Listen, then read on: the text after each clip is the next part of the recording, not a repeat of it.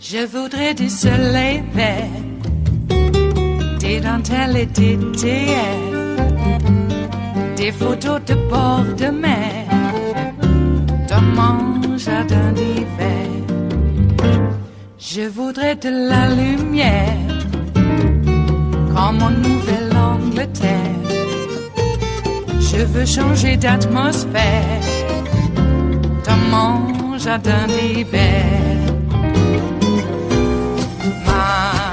Ma fleur sous la pluie de novembre, tes mains qui courent, je n'en peux plus de t'attendre. Les années passent, il est loin, là je tombe. Nul ne peut nous entendre.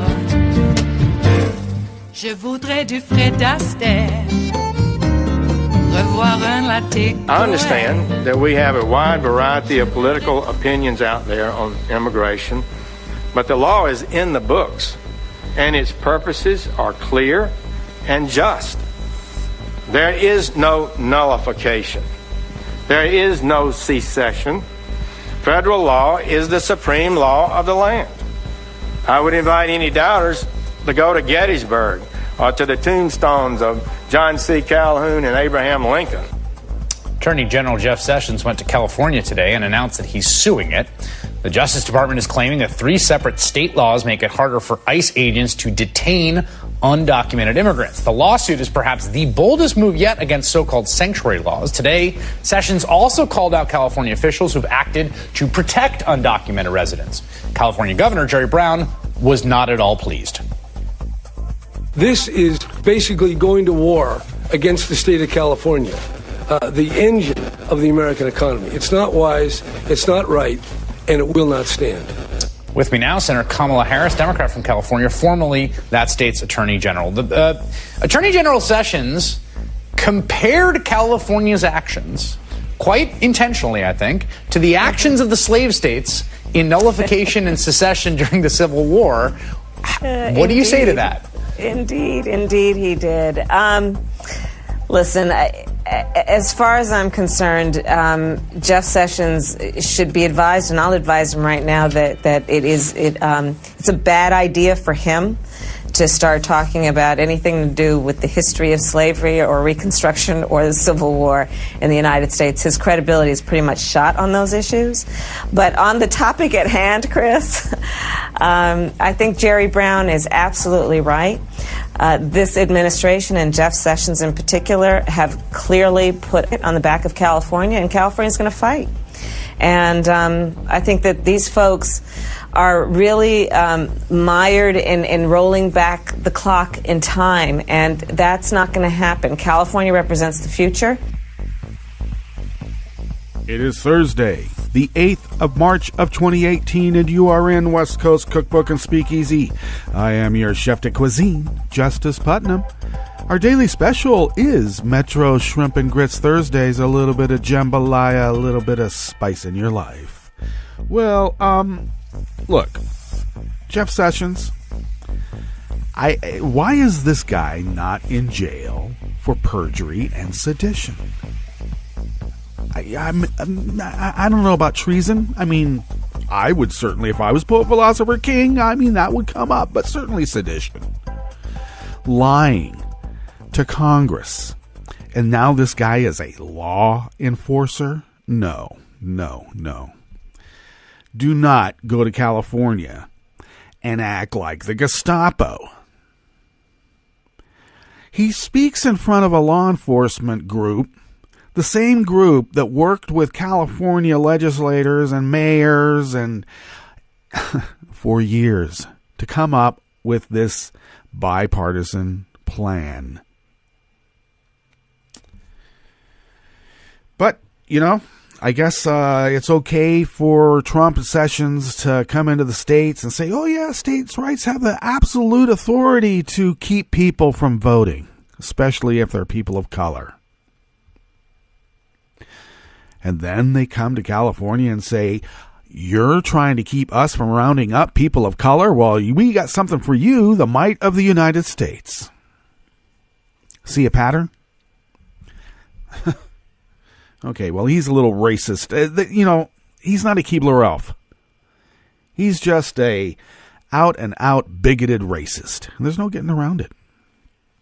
Well. All sorts of other news is happening in the world today. I mean, it just never stops, and why would it? Let's see. Oh, Trump vetoed Miss Universe contestants for being too ethnic or too dark-skinned. Yeah, there is a pattern, isn't there? What a pattern. Okay, well, the Stormy Daniels story is still, blowing up, I guess, as they say. I don't know. And if there's one thing that Americans love, and that's, a salacious scandal. So, and Trump has them. It's part of his MO. Some people like it. Some people excuse it. Some people go to church every Sunday and sometimes more and proselytize how much they are directed by their belief. But this guy, this libertine, he's just fine because there's a pattern. Too ethnic or too dark-skinned, you cannot be in this beauty pageant. We want to keep people of color from voting. We want to round up people of color. Yes, a pattern. Well, speaking of patterns, what do we have on the rest of the show today? Well, on the rest of the menu, here in the Bistro Cafe part of West Coast Cookbook and Speakeasy, Metro Shrimp and Grits Thursdays. 2 Democratic senators asked all the major vote machine vendors whether they allowed Russian entities to scrutinize their software source code. They probably won't answer because they'll say, oh, that's proprietary information. We are owned lock, stock, and barrel by Putin. We can't answer that. Texas voters delivered a new kind of justice by electing a pair of reform prosecutors in 2 big city primaries. Yeah, Texas, quite a story there. Not the, explosive results that people thought may happen, but, because somehow Texas locks people down from being able to vote quite effectively. And the openly racist leader of the far-right Lega party credited Facebook for his party's success in Italy's nationwide elections this last Sunday. Facebook helped. Then after the break, we move to the chef's table not only for weather from around the world, but we're going to examine a report that reveals Trump's offshore oil plan threatens millions of jobs. They didn't tell you about that. Had to have a report figure it out. And Trump wants you to pay $70 to see the Grand Canyon, up from the $30 it costs now. Yeah, they need money for infrastructure. But you know how economics works? You know how it works? Sometimes you price things where people just won't come. And then you have even less money for infrastructure now, don't you? All that and more on West Coast Cookbook and Speakeasy. Bon appetit.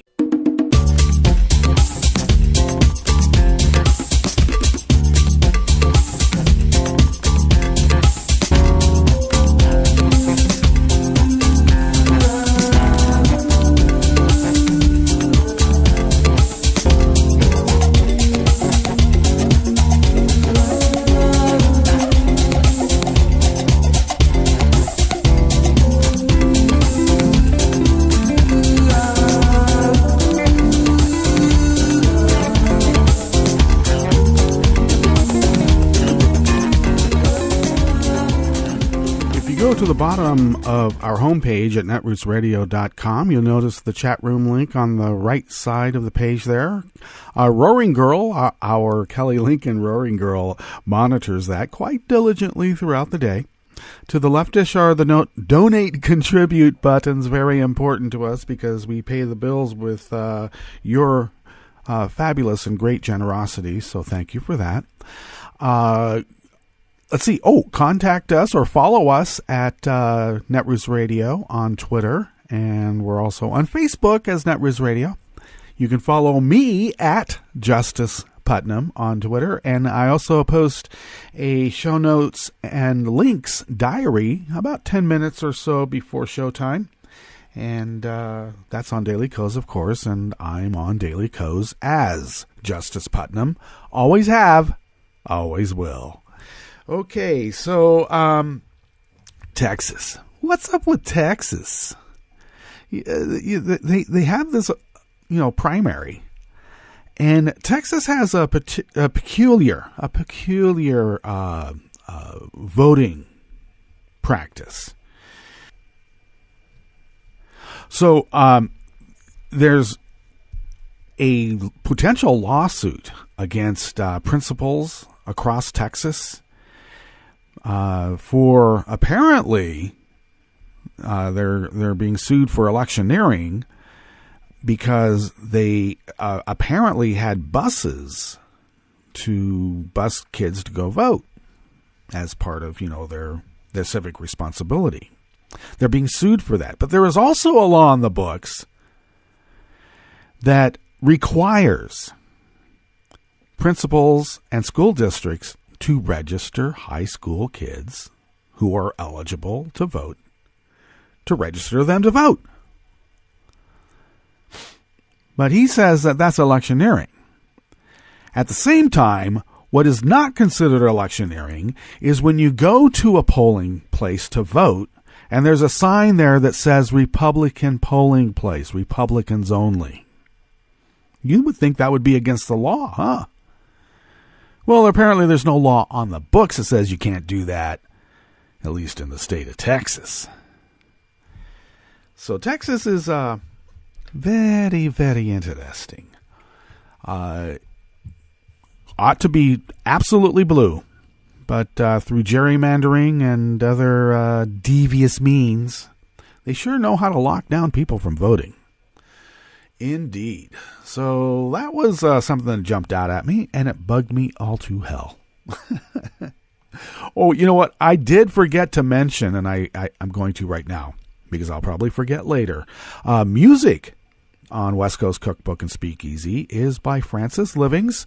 She is a Southern California artist and performs all over the Southland, so check her out.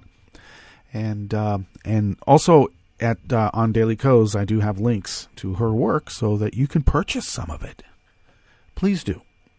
Okay, first up here on at the Bistro Cafe part of West Coast Cookbook and Speakeasy. What the heck? Is a story out of Reuters, and let's see, reporting by Dustin Volz. Additional reporting by Jack Stubbs. Okay, yeah, let's see here. Dustin is in Washington and Jack is in Moscow.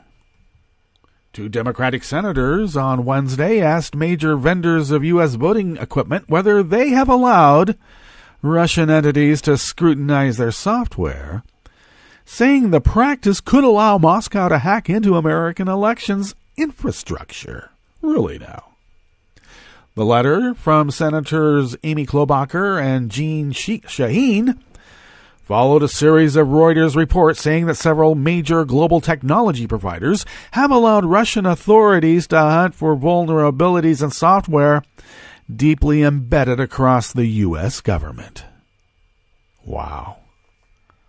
No wonder they wanted it as proprietary. Okay. The senators requested that the three largest equipment vendors, Election Systems and Software, ESS, Dominion Voting Systems, and Hart InterCivic, answer whether they have shared source code or inner workings or other sensitive data about their technology with any Russian entity. I know there's some people out there going, oh, you just hate Russia. It's all this Russia hate. Well, it's not Russia hate. But you got to be wary, okay? Putin. We're talking Putin here, all right? They also asked whether any software on those companies' products had been shared with Russia, and for the vendors to explain what steps they have taken to improve the security of those products against cyber threats to the election. How about paper? Even Trump said, hey, we should just use paper. He didn't really mean it. The vendors could not immediately be reached for comment. Yeah, I know. Have you ever tried calling any kind of support on a voting machine? My God.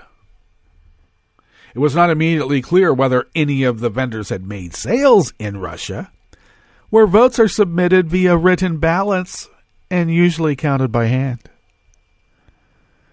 Well, they're not selling voting machines for them to use in Russia. They're going to reverse engineer that sucker and figure out how, I don't know, maybe we can flip a vote here or there. Have there never been vote flipping accusations? I'm not saying Russia's doing it, but there's been a lot of questions for a long time about how this stuff happens. You vote for somebody and somehow it voted for the other person. And, then you got to vote again. Poll worker comes over there, jiggles it around a little bit, hits it on the top. Okay, I guess it works now. Or even like losing votes. Oh yeah, well somehow we'll have to forensically determine how many votes were right. So okay.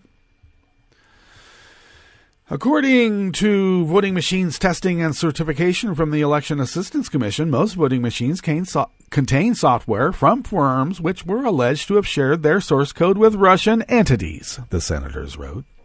We are deeply concerned that such reviews may have presented an opportunity for Russian intelligence agents looking to attack or hack the United States elections infrastructure. And U.S. voters in November will go to the polls for midterm elections, which American intelligence officials have warned could be targeted by Russia or others seeking to disrupt the process. And already we're hearing, if the Democrats win, it's obviously been hacked, and we're just going to have to make those elections null and void. We're already hearing that. At the same time, absolutely nothing is being done on the federal level to protect our voting infrastructure. Absolutely none. And the minority here is trying to get some sort of leverage on this. Do you really think these companies are going to listen to the Democratic Party? It's proprietary. And who owns the proprietary information? Yeah. The Republicans have been acting like they're going to get Russian help for the midterms. But it only works on the margins. We already know that. We just have to overwhelm them at the polls. Okay. There is intense scrutiny of the security of U.S. election systems after a 2016 presidential race in which Russia interfered. I like that. This is journalism on the objective level. Intense scrutiny of the security of election systems after a 2016 presidential race. Oh, really? There just happened to be a few of those that time, huh? But here's one of them. And to try to help Donald Trump win the presidency, Trump in the past has been publicly skeptical about Russian election meddling, and Russia has denied the allegations. Yeah, well, denial just means that you're right. Franken didn't deny the accusations. He accepted them, therefore he's guilty as hell. Go away. Trump has never admitted to any of this, and therefore he must be right. He's never admitted to it. 21 states experienced probing of their systems by Russian hackers during the 2016 election. Though a small number of networks were compromised, voting machines were not directly affected, and there remains no evidence any vote was altered. That is a boilerplate paragraph that always has to be put in when reportage about the integrity of our voting systems are in question.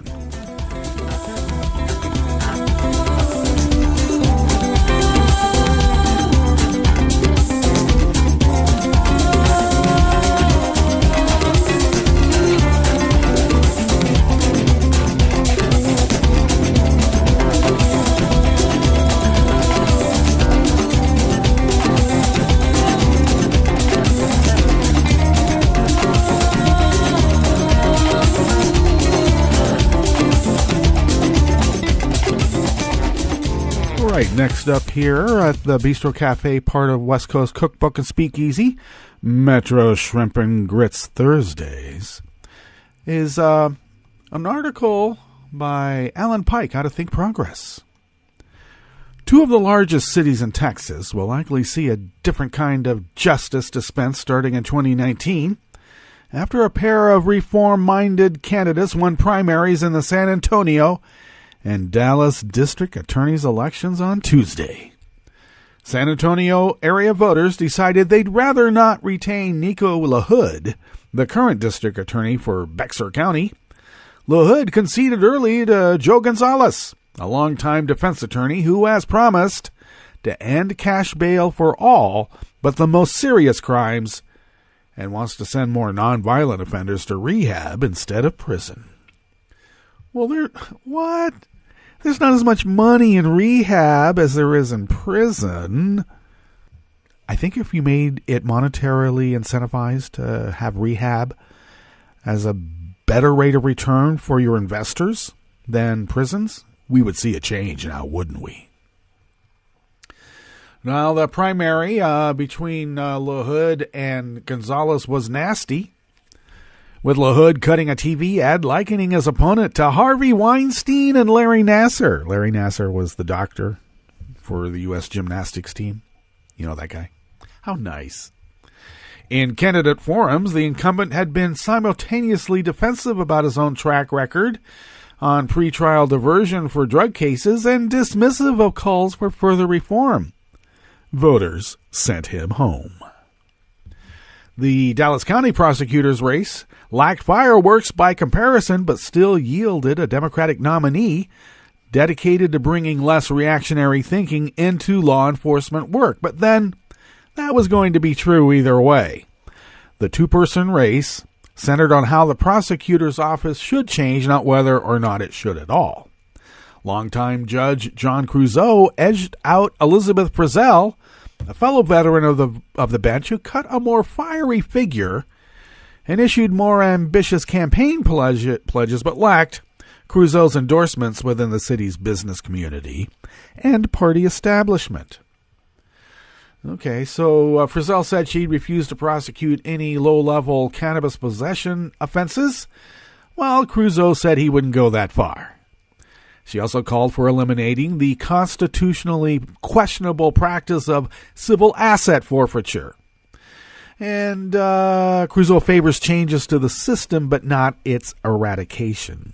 I don't consider that to be that moderate, but there you go.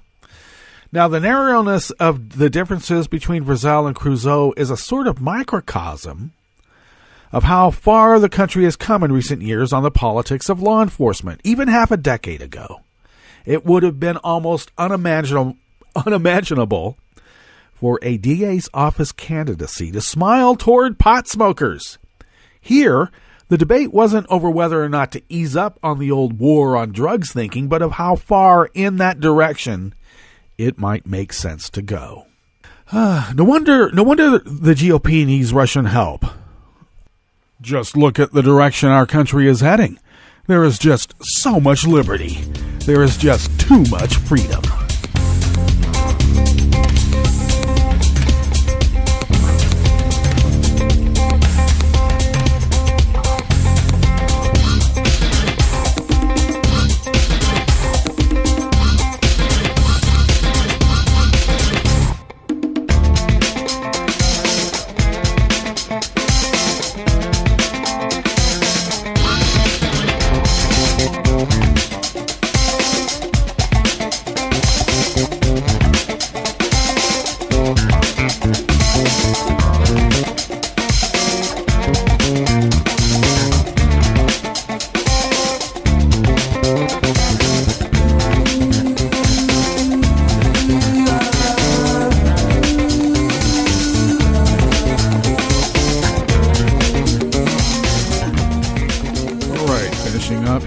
the Bistro Cafe, part of West Coast Cookbook and Speakeasy, Metro Shrimp and Grits Thursdays, is an offering by Melanie Schmitz, also out of Think Progress.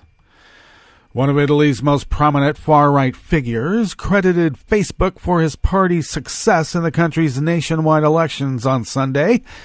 Thank God for the internet. Thank God for social media. Thank God for Facebook. Matteo Salvini, the openly racist leader of the far-right Lega party, told reporters on Monday morning. Sunday's elections resulted in a hung parliament. That's not what you think. They don't have those kind of trees in Italy. No, well, at least not the right size. So a hung parliament with the far-right Forza Italia, Lega, and Brothers of Italy parties winning a collective 37% of the overall vote. The anti-establishment Five-Star movement, well, they should have had 6. Won approximately 32% of the vote, and the center-left coalition, led by former Prime Minister Matteo Renzi, came in third, with about 23%. Because no party won an outright majority of the vote, Italian President Sergio Mattarella will be forced to form a new government, with party leaders jockeying for power. Now, Salvini has already stated his party has the right and the duty to take the reins, Guile. Okay, well, according to Il Post journalist David Maria De Luca, he said that Salvini has plenty of reasons to be grateful for social media, which helped push the far-right anti-immigrant beliefs to the forefront of the election. And, of course, Facebook says, we're not the arbiters of truth here. It's not our responsibility to say what's truthful and what's not truthful because, we're just a marketplace of ideas, and marketplaces of ideas are out there. But, there is this little thing, and I know they try to get rid of it all the time, and that's called product liability. When you are dispensing a product, and it is dangerous and can hurt people, it's not only your legal obligation to make sure that doesn't get sold off the shelves or even given away for free, but to take it down and put it in the trash where it belongs. It's not a very difficult equation to figure out. Much of Salvini and the Lega's party's campaign was based on stoking unfounded fears about immigrants and refugees, as well as claims that the traditional media was censoring its message. Where have I heard that before? Salvini, the far-right leader, was hardly shy about his intentions, even as encouraging his followers to compete in a contest days before the election meant to boost his own Facebook page involvement. He had posted a bunch of incendiary lies from disreputable news sites with the quotation marks around news. And then I have a contest, like and share these, put me up at the top of the search. And it did. So some of the viral content posted on Salvini's pages was also pushed by conspiracy sites and Facebook pages that frequent in fake news. And many of those sites also shared Salvini's nationalistic and anti-immigrant stances. At least one of those pages, Doretta News, has a verified badge and nearly 3 million followers. Its Facebook page in November received more than 5 million shares and more than 25 million overall interactions in a span of 12 months. Okay, and Facebook says, we're not the arbiters of truth. It's maintained that Facebook is doing its best to crack down on the fake news crisis plaguing global elections, shrugging off suggestions that it filter out false stories itself by saying the responsibility should be left up to readers and third-party fact-checkers. Well, that's one way of doing it. In the public debate over false news, many believe Facebook should use its own judgment to filter out misinformation. We've chosen not to do that because we don't want to be the arbiters of truth, nor do we imagine this is all the world would want for us. Yes, take some responsibility for what you're putting on the shelves, and if it's poison, put it in the trash. Where have we possibly come across this before? This idea that we are not the arbiters of truth and is not our responsibility. Let me give you a little quote from Hannah Arendt. The ideal subject of totalitarian rule is not the convinced Nazi or the dedicated communist, but people for whom the distinction between fact and fiction, true and false, no longer exists. And I think what we're telling Facebook is that you are a disseminator of that, and it must stop. Take the poison off the shelves and throw it in the trash. Okay, that brings us to our break period, which we should do, and we'll move everything back to the chef's table, where we will give you weather from around the world and finish up with the stories that we have curated for you today. You are listening to West Coast Cookbook and Speakeasy, and we will be right back. You are listening to netrootsradio.com. Please hang up and try again.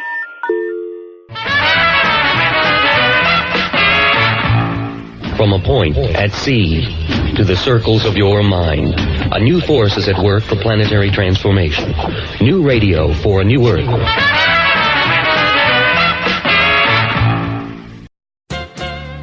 Remember last year when Donald Trump and his congressional trumpeteers bragged that their huge tax cut for corporations would spark a huge corporate spending spree to create new jobs and higher wages? Well, just as they promised, we're now seeing corporate chieftains spending wildly. Only, they're spending their tax cut windfall on themselves, not on boosting America's economy. Mainly, they're pouring billions into a self-serving scheme called buybacks, literally buying up shares of their own corporation stock. Why? Because reducing the total number of shares on the market increases the value of each remaining share, giving those lucky shareholders a bigger piece of the company's profit pie. Yes, magically, less means more. But it's not magic, it's manipulation. And the top executives doing the manipulating are primary beneficiaries, since most of their pay comes in the form of millions of dollars worth of their corporation's stock.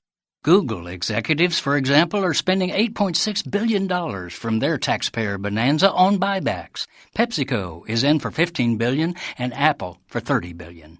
If Trump and the GOP Congress had really intended that their trillion-dollar giveaway of the people's tax revenue be spent for the benefit of all, they would have required the corporate recipients to plow the bulk of the money into our nation's grassroots economy. Instead, once again, our corrupt political officials duped taxpayers into giving away public funds in the name of workers, but they actually stiffed workers, enriched CEOs, increased inequality, diverted tax dollars from urgent national needs, and enabled corporate powers to donate even more corrupting campaign cash to the politicians and party doing this to us.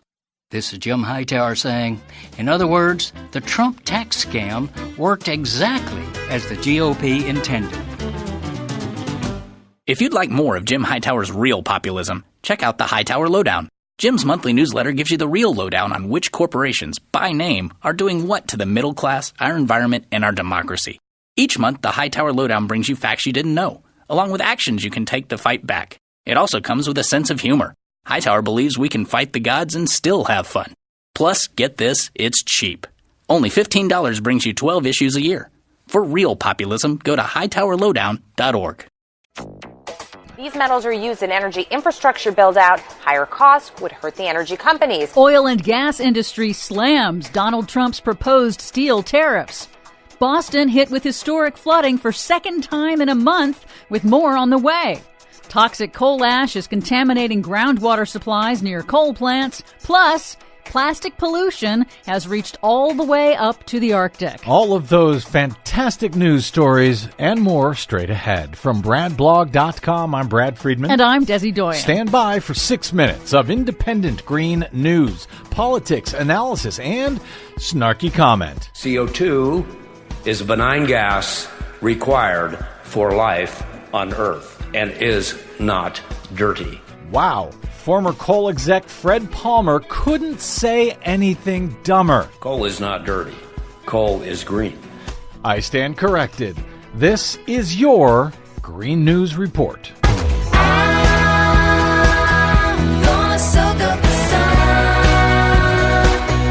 Okay, Desi Doyen, the East Coast, specifically Boston, has been getting slammed, and it's going to be getting slammed again in just a day or two. Yes, it is. Over the weekend, Boston was hit by the second 100-year storm in 1 month. The intense nor'easter left 8 people dead and brought hurricane-force winds and flooding to coastal communities along the northeastern seaboard. The storm surge in Boston was the 3rd highest ever recorded, and that happened just weeks after a previous storm broke downtown Boston's all-time flood record. The Boston Globe connected the climate dots with this double whammy of rising seas and frequent intense storms that increase risks for coastal communities. Quote, the spectacle of seawater swamping coastal communities once again raised concerns about how these heavily developed areas will endure rising sea levels caused by climate change. A preview of the extreme flooding the city can expect in the years ahead. In the years ahead, at this point, it's the days ahead. Indeed. Meanwhile, the oil and gas industry has slammed President Trump's surprise proposal to impose major tariffs on imported steel and aluminum. Surprise! Going so far as to call them job-killing tariffs, saying those steel tariffs would increase costs at every stage of operations, from drilling to pipelines to refineries, and would result in higher prices for consumers. Wow, he's actually going to harm his own base in the oil and gas industries? Is he crazy? Don't answer that. But it's not just the fossil fuel industry. The American Wind Energy Association also said that the proposed tariffs would increase the cost of wind energy infrastructure projects, particularly costs for domestic wind turbine manufacturers. Well, that's just a bonus for Trump. Trump's tariffs also risk a global trade war. European Commission Chief Jean-Claude Juncker did not mince words. So now we will also impose import tariffs, he said in Hamburg. This is basically a stupid process, the fact that we have to do this, but we have to do it. We'll now impose tariffs on motorcycles, Harley-Davidson, on blue jeans, Levi's, on bourbon. We can also do stupid. We also have to be this stupid. It's turning into World War Stupid. Meanwhile, coal ash waste is polluting groundwater supplies at coal-fired power plants across the country. Coal ash is the toxic sludge left behind after burning coal for electricity. We make 100 million tons of it a year, and it's often stored in unlined pits. According to a new Associated Press analysis of data released by utilities, groundwater is now contaminated with elevated levels of toxic pollutants like arsenic and radium near more than 70 coal-fired power plants and coal ash disposal sites around the country. This is going very well. The AP analysis of groundwater contamination data came out just one day after the Trump EPA announced it plans to weaken regulations on coal ash disposal. Of course. Scientists at the National University of Ireland, Galway, have now confirmed that our plastic pollution has reached deep into even the most remote parts of the northern Atlantic Ocean and is affecting marine life. The researchers found 73% of the deep-sea fish that they tested had ingested microplastics, tiny pieces of broken-down plastic found in their stomachs. This is 73% of the fish all the way up in the Arctic have plastic in them? Yes. Wow. But Mumbai is taking action. India's biggest city is phasing in a ban on most types of single-use plastics, and that includes single-use plastic bags, disposable containers and utensils, and they're starting this month. And finally, Hawaii, a state with a $17 billion tourism industry and a persistent plastic pollution problem on its beaches and in its oceans, is moving to become the very first U.S. state to institute a statewide ban on polystyrene food containers. Wow. Thank you, Hawaii. For all of those stories and more, check out our website at greennews.bradblog.com. Don't forget, you can download our reports anytime via Stitcher, TuneIn, or iTunes. Find us, follow us, and share us worldwide on the Facebooks and the Twitters at Green News Report. I'm Brad Friedman. And I'm Desi Doyen. And this has been your Green News Report. Ain't no drag. Papa's got a brand new bag.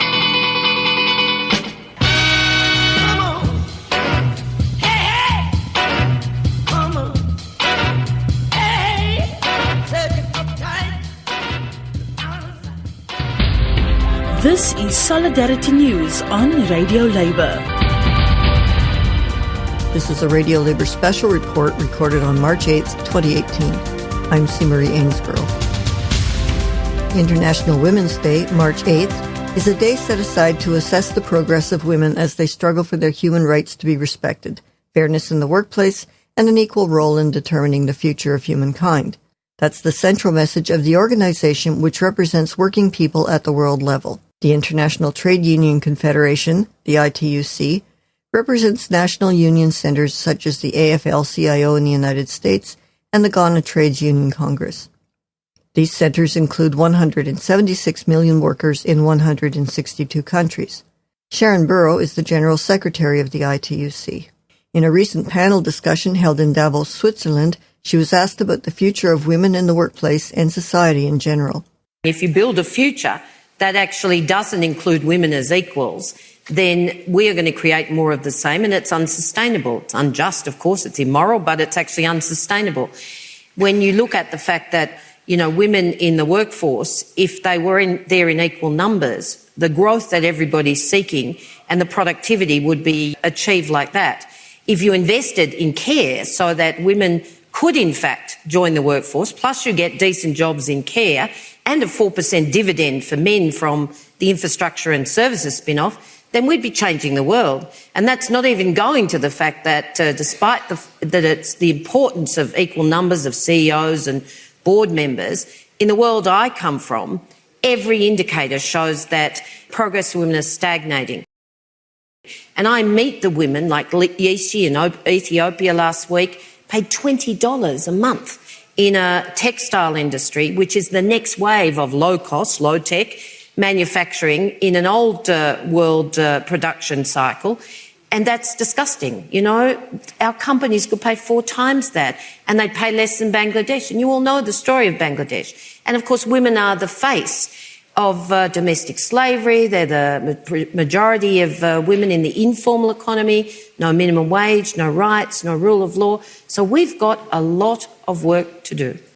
Ms. Burrow was asked about the rise of powerful men such as Donald Trump. The rise of the alpha male has unleashed a wave of misogyny that's not new.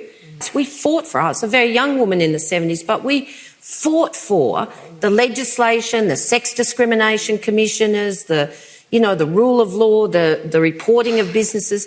But what we didn't do was fight the silence.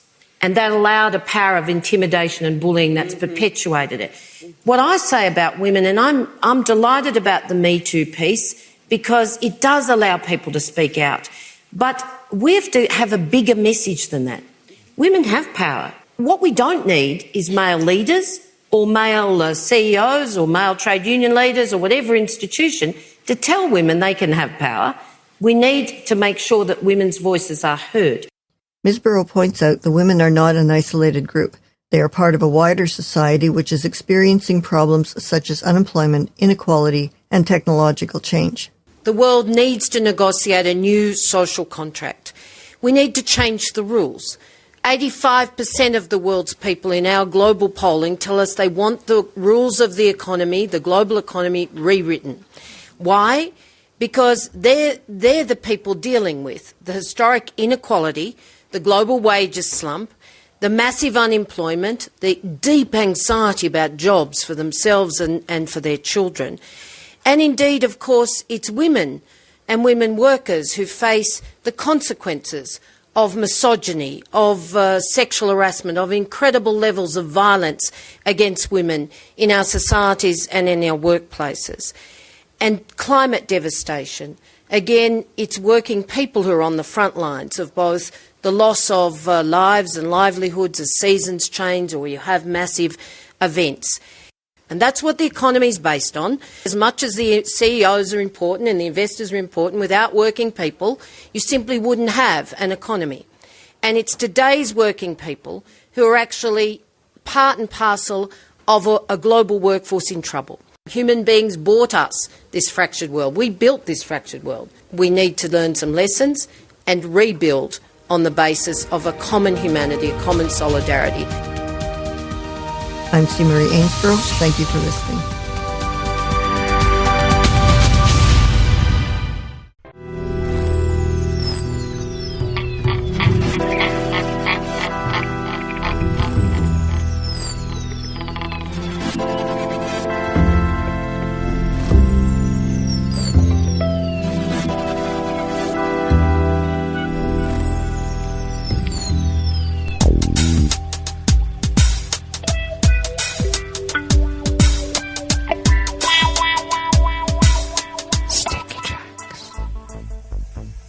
Thank you for accompanying us here to the chef's table at West Coast Cookbook and Speakeasy Metro Shrimp and Grits Thursdays. We've put the Bistro Cafe part of West Coast Cookbook and Speakeasy back into its camouflage as, well, now a rather sedate yet eclectic cookbook store. Yes.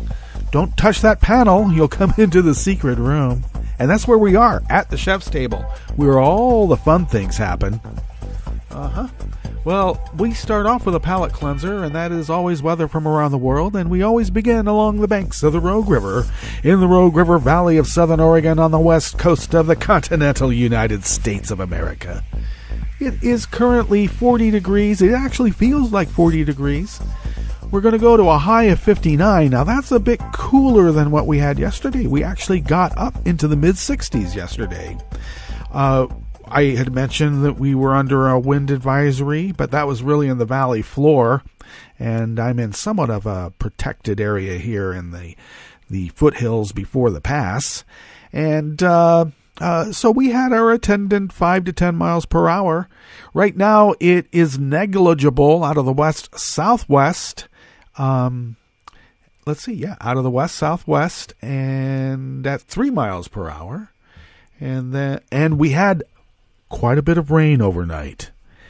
And we expect a little bit more rain, I don't know, in about 45 minutes, even though I can hear it tinkling outside now. Intermittent sun, that's always fun, though, so partly cloudy. Winds will shift to the southwest at 10 to 20 miles per hour, and then showers tonight. And we expect, it looks like about a little more than a third of an inch. Pressure is falling at 29.84 inches. Visibility is at 9 miles. Humidity at 70%. I think it's 100 since it's raining, but that's just me. Okay. Let me see. Air quality index is good at 6 parts per million. Yes, I will let my mother enjoy the air because she has breathing problems, and, bad air is bad for her.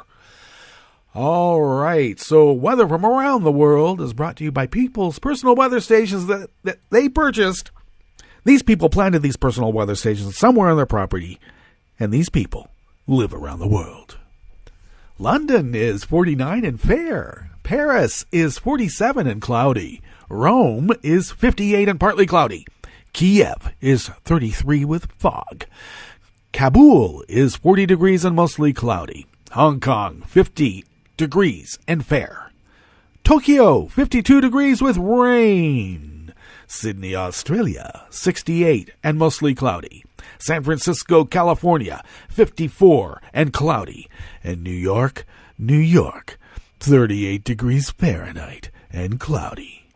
And I think there is an ice storm, snowstorm somewhere all over the upper East Coast. And that is weather from around the world, brought to you by people's personal weather stations that they purchased.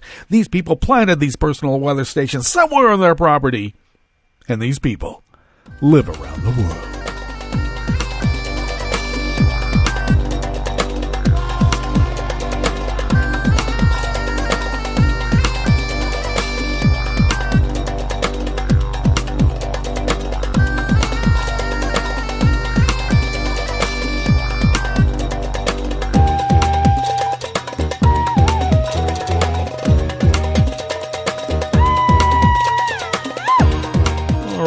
I wanted to wish everyone a happy International Women's Day. I came across a photo that was submitted without any comment. There was no caption on it, save for, and I forget the news agency that came from.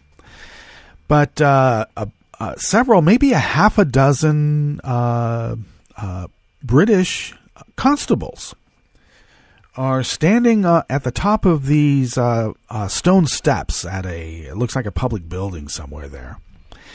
And these stone steps are quite large, of course. And on several of the steps is painted, spray painted, or, some sort of water soluble paint. Let's just put it that way.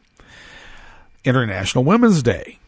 And it set it on several of the steps. And so there's this photo of about a half a dozen British constables watching as a woman is washing the graffiti of International Women's Day off the steps. I just figured that was, a message for the times. Okay, so this first offering here at the Chef's Table at West Coast Cookbook and Speakeasy is from the Agence France Presse. And, of course, they never let their worker bees' names be known because they're worker bees. Donald Trump's plan to allow offshore oil drilling along virtually the entire U.S. coastline threatens millions of jobs and billions in economic output, according to a report published just yesterday. The report could buttress the arguments of local governments, which oppose the proposed new drilling, fearful of losses to tourism, fishing, and the potential for environmental disasters. Among other things.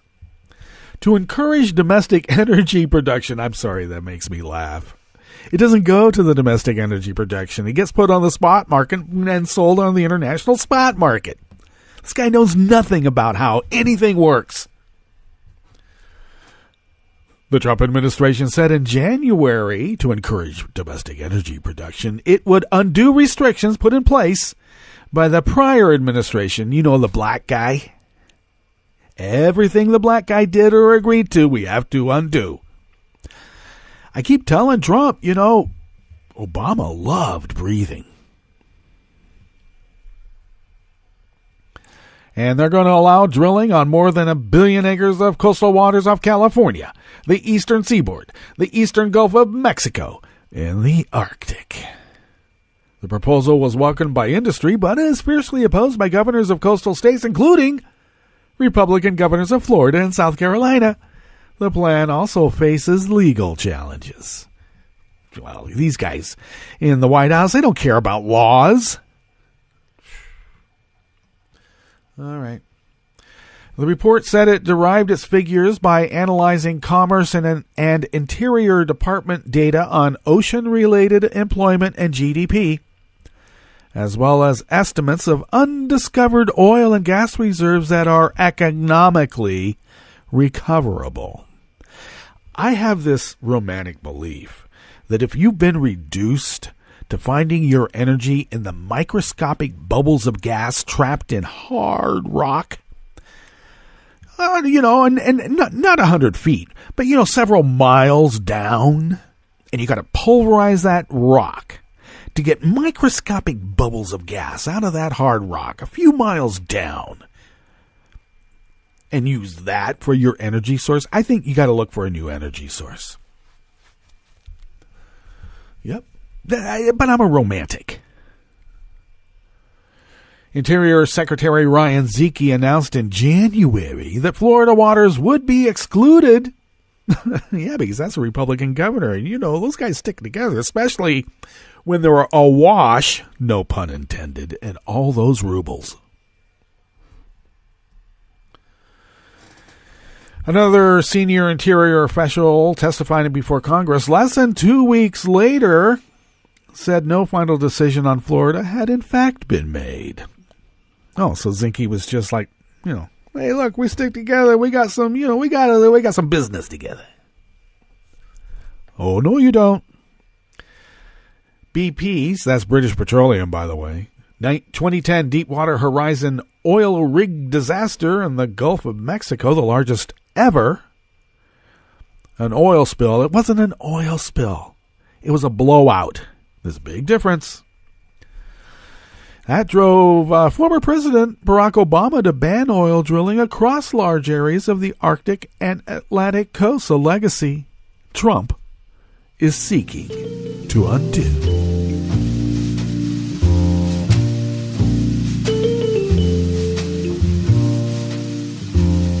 Danser maintenant sous l'été, les pieds nus dans le sable. Danser maintenant et jeter aux ennuis dans les vagues qui dansent. Finishing up here at the Chef's Table at West Coast Cookbook and Speakeasy, Metro Shrimp and Grits Thursdays, is an article by Daniel Ross out of Alternet. Now, Trump's going to want to make you pay to see the Grand Canyon. Just the Grand Canyon. $70. He wants you to pay $70. That's up from $30. Nice, isn't it? And now, the excuse is that the fee hikes would pay for park infrastructure like roads, bridges, campgrounds, water lines, and bathrooms. Okay. Sounds like private enterprise to me, but it's just me. So we know that as millions are gearing up for the anticipated pilgrimage to America's national parks, many travelers are holding their breath in anticipation of the possible fee hike at 17 of the nation's most visited and profitable parks. So how would you try to transition these natural wonders into a money-making operation in which you could destroy it and extract minerals and all sorts of other things? Make it unprofitable so that the only thing that can save the day is the mineral, gas, and etc. extractions. Do you think? Looks like the cost per vehicle to the Grand Canyon, Joshua Tree, Bryce Canyon, Yellowstone, Yosemite, and Zion National Parks are going to go to $70 per car in the busiest 5 months of the year. Right now, the vehicle costs between $25 and $30 per, depending on the park. And the proposal also includes fee hikes for individuals and motorcycles during park season as well, and for park-specific annual passes. Even more. $70. Oh, you want to be able to see the meteor showers? Oh, we're sorry. You'll have to pay another $20 for that.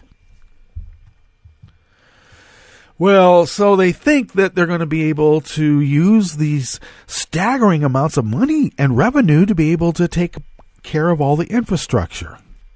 I think you're pricing people out of going to the park. That is by design, of course, just as I mentioned at the top. They want the minerals, they want to drill, they want to strip mine.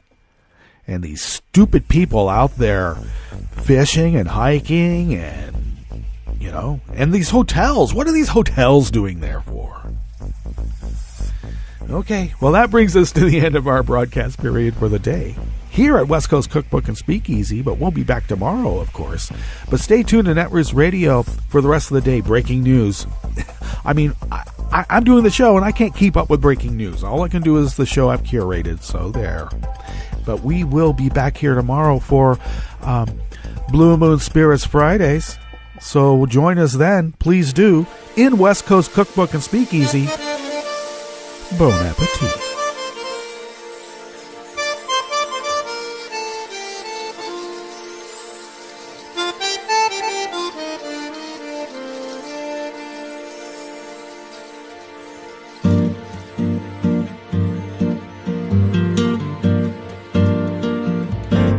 Je voudrais du soleil vert, des dentelles et des théières, des photos de bord de mer, dans mon jardin d'hiver. Je voudrais de la lumière, comme en Nouvelle-Angleterre.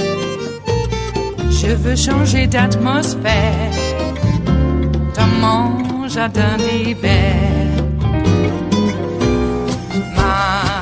Ma fleur sous la pluie de novembre, tes mains qui courent, je n'en peux plus de t'attendre. Les années passent, qu'il est loin, là je tombe. Nul ne peut nous entendre. Je voudrais du Fred Astaire, revoir un latte Goël. Je voudrais toujours te plaire dans mon jardin d'hiver. Je veux déjeuner par terre, comme au long de golfe clair, t'embrasser les yeux ouverts dans mon jardin d'hiver. Ma robe à fleurs sous la pluie d'un novembre, tes mains qui courent, je n'en peux plus d'être tendre.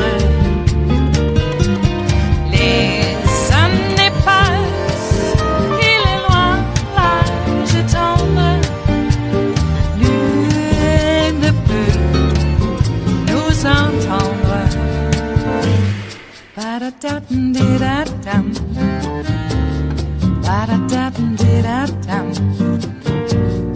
ba-da-da-dum-dee-da-dum, dans mon jardin d'hiver. Ba-da-da-dum-dee-da-dum, ba-da-da-dum-dee-da-dum, ba-da-da-dum-dee-da-dum, dans mon jardin d'hiver.